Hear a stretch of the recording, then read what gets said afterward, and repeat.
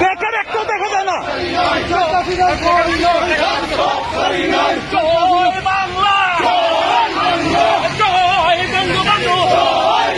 সব হিসেব নিকেশ ওলট পালট করে মার্কিন নির্বাচনে জয় পেয়েছেন ডোনাল্ড ট্রাম্প। হোয়াইট হাউসে তার এই প্রত্যাবর্তনে চিন্তিত অনেক দেশের সরকার প্রধান।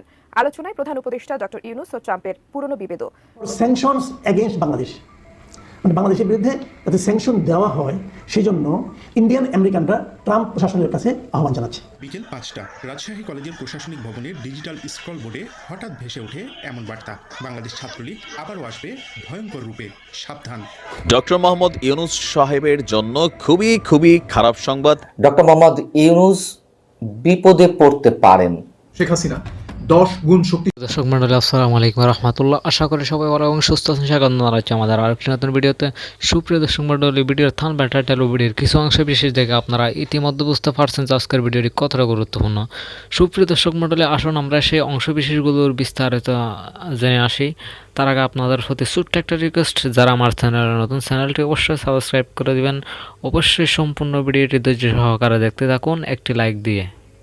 ডক্টর মোহাম্মদ ইউনূস সাহেবের জন্য খুবই খারাপ সংবাদ। এর পাশাপাশি বাংলাদেশ নামক রাষ্ট্রের জন্য খারাপ সংবাদ, বাংলাদেশের ব্যবসায়ীদের জন্য খারাপ সংবাদ, বাংলাদেশের শ্রমিকদের জন্য খারাপ সংবাদ। সকল দিক থেকেই এটা খারাপ সংবাদ। আমরা তীব্র নিন্দা এবং প্রতিবাদ জানাচ্ছি। রাজনীতির কারণে কেউ যদি মনে করে থাকেন যে আমেরিকা এই মুহূর্তে নিষেধাজ্ঞা দিলে ভালো, সরকার বিপাকে পড়বে, কেউ যদি ভাবেন আমরা যারা আওয়ামী লীগ আছি আমাদের জন্য সুবিধা হবে, আপনি বাংলাদেশের প্রতি ভালোবাসাটা এখনো তৈরি হয় নাই। দর্শক, ভারতকে এটা নিয়ে আমরা খুবই শক্তভাবে সরকারের পক্ষ থেকে এটাকে ব্রিফ করা দরকার। কারণ যুক্তরাষ্ট্রের প্রেসিডেন্ট ডোনাল্ড ট্রাম্প এবং দেশটির কংগ্রেসের মাধ্যমে বাংলাদেশের বিরুদ্ধে একটা নিষেধাজ্ঞা আরোপের চেষ্টা শুরু হয়ে গেছে। বলা হচ্ছে যে এই কাজটা করবেন এক ভারতীয় আমেরিকান নেতা এবং তাদের টিম। আগামী বছর জানুয়ারিতে ডোনাল্ড ট্রাম্প রাষ্ট্র ক্ষমতায় বসতে যাচ্ছেন, আর সেই ক্ষমতায় গ্রহণের পরই বাংলাদেশের বিরুদ্ধে নিষেধাজ্ঞা আরোপে এই ভারতীয় নেতাসহ তাদের যে টিমরা আছেন তারা কাজ করবেন। ভারতীয় আমেরিকান নেতা ডাক্তার ভারত বড়াই বার্তা সংস্থা পিটিআইকে বলছে, নির্বাচনের আগে বাংলাদেশের সংখ্যালঘুদের উপর নির্যাতনের যে অভিযোগ তুলে ডোনাল্ড ট্রাম্প পোস্ট দিয়েছিলেন সেটি তাদের উদ্বুদ্ধ করেছে। আর এই বিষয়টিতে মানে তারা এখান থেকে উৎসাহ পাইছে আর কি। আর এই বিষয়টাকে কাজে লাগাইয়া বাংলাদেশের উপর নিষেধাজ্ঞা দিতে তারা ট্রাম্পকে উদ্বুদ্ধ করার চেষ্টা করবেন। ইভেন তারা বলছেন তারা সফল হবেন। এই ভারতীয় আমেরিকান নেতা বলছেন, বাংলাদেশের হিন্দু এবং তাদের মন্দিরে যে হামলার ঘটনাগুলো ঘটেছে সেই ব্যাপারে ডোনাল্ড ট্রাম্প সাহসী বিবৃতি দিয়েছেন। তিনি একজন সাহসী ব্যক্তি। যদি পরিস্থিতির উন্নতি না হয় তাহলে তিনি বাংলাদেশের বিরুদ্ধে অর্থনৈতিক নিষেধাজ্ঞার কথা চিন্তা করতে পারেন। বাংলাদেশের উপর নিষেধাজ্ঞা দিতে ট্রাম্পের কাছে পৌঁছাতে ভারতীয় আমেরিকানরা সক্রিয়ভাবে কাজ করছে বলেও তিনি জানিয়েছেন। বিশেষ করে বাংলাদেশের তৈরি পোশাক খাতের উপর নিষেধাজ্ঞা আরোপের চেষ্টা চালানো হবে বলেও ইঙ্গিত দিয়েছেন। তিনি বলছেন, যদি তাদের তৈরি পোশাক রপ্তানি বন্ধ হয়ে যায়, বাংলাদেশের যে ফরেন কারেন্সি আমাদের ইন্ডাস্ট্রি লেভেলে এর 80% হচ্ছে এই পোশাক, তো তাহলে বাংলাদেশের মানুষ কি খাবে? চিন্তা করছেন কোথায় যে হাত দেওয়ার চিন্তা করতেছে। তার দাবি, বাংলাদেশের উপর এই ধরনের চাপ হিন্দু সহ অন্যান্য যে সংখ্যালঘু আছে তাদের উপর চলা কথিত নির্যাতনকে বন্ধ করতে সহায়ক হবে। তার বক্তব্য, পরিস্থিতির উন্নতি না হলে আমরা হিন্দু আমেরিকানরা বাংলাদেশের বিরুদ্ধে ব্যবস্থা নিতে কংগ্রেসের প্রতিও আহ্বান জানাবো। এছাড়া হিন্দুদের উপর নির্যাতন বন্ধে বাংলাদেশ সরকারের উপর ভারতের নিষেধাজ্ঞাও আরোপ করার জন্য যা কিছু দরকার তা তারা করবে। তারা মনে করছে ভারতের এই দায়িত্বটা এখনই করা উচিত। তিনি বলছেন, যদি তারা হিন্দু এবং সংখ্যালঘুদের হয়রানি অব্যাহত রাখে, ভারতেরও তাদের উপর নিষেধাজ্ঞা দেওয়া উচিত। এখন এই ঘটনাটার পিছনে মাস্টারমাইন্ড হিসেবে কাজ করবে ইসকন। চোখ বন্ধ করে আমরা বুঝতে পারি বা এটা দাবিও করতে পারি।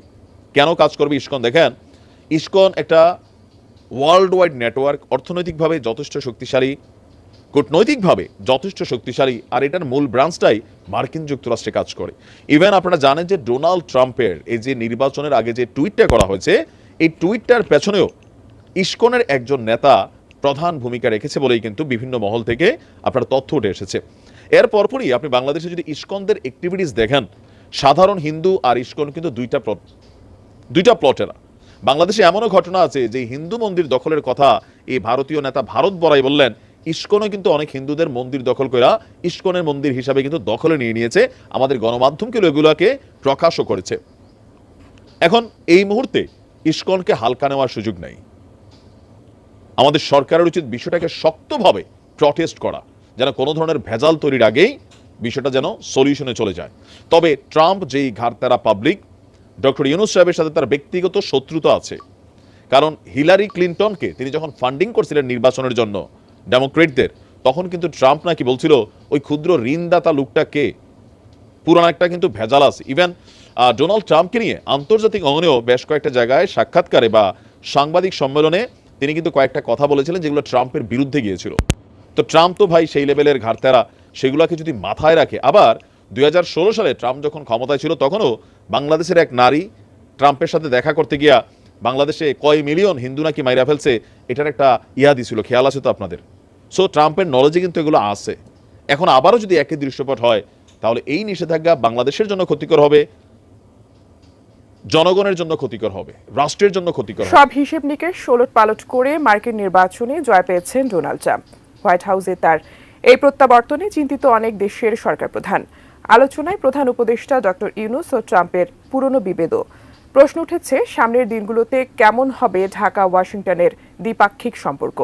ডক্টর মোহাম্মদ ইউনূসও কি পারবেন ট্রাম্পের সঙ্গে দ্বন্দ্ব মিটিয়ে ফেলতে? এবার এ নিয়ে মতামত দিয়েছেন বিশেষজ্ঞরা। আরও জানাচ্ছেন সহকর্মী শাহাদাত রিফাত।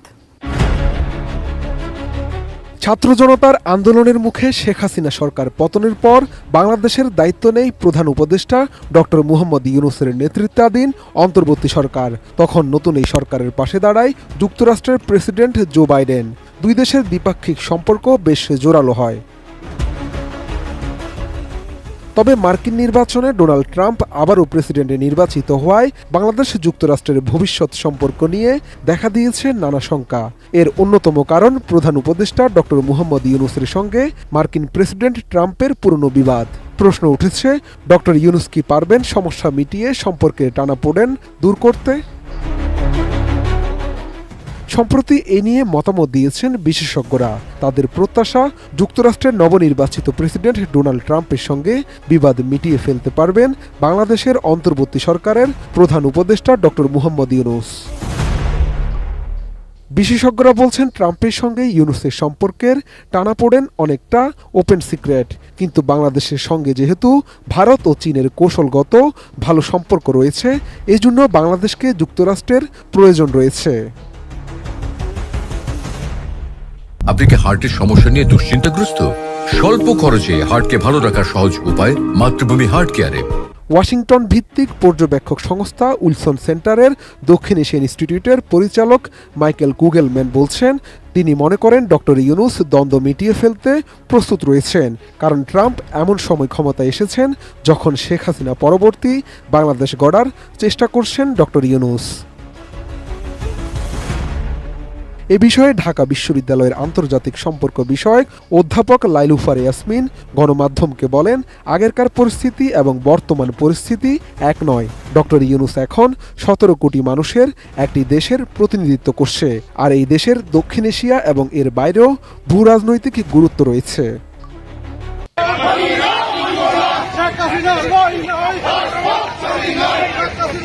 বেকার একটাও দেখা যায় না।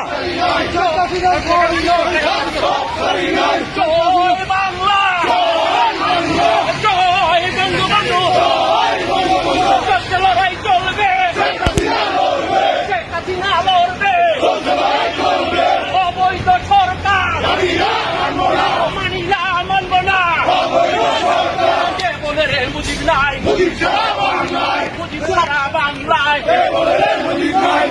এই ছেলে তুমি একটু চাপো তো, মুজিব আমার বিশ্বাস, শেখ হাসিনার ভয় নাই, রাজপথ ছাড়ি নাই, চলছে লড়াই চলবে, শেখ হাসিনা লড়বে, শেখ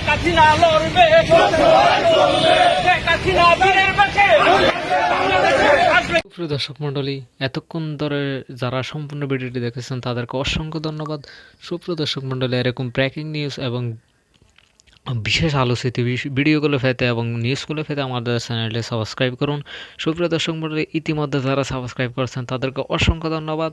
আর যারা সাবস্ক্রাইব করেনি আপনাদের সাবস্ক্রাইব করার জন্য বিশেষ অনুরোধ জানাচ্ছি। সুপ্রিয় দর্শক মণ্ডলী, সুস্থ থাকুন, ভালো থাকুন, দেখা হচ্ছে পরবর্তী ভিডিওতে। আসসালামু আলাইকুম।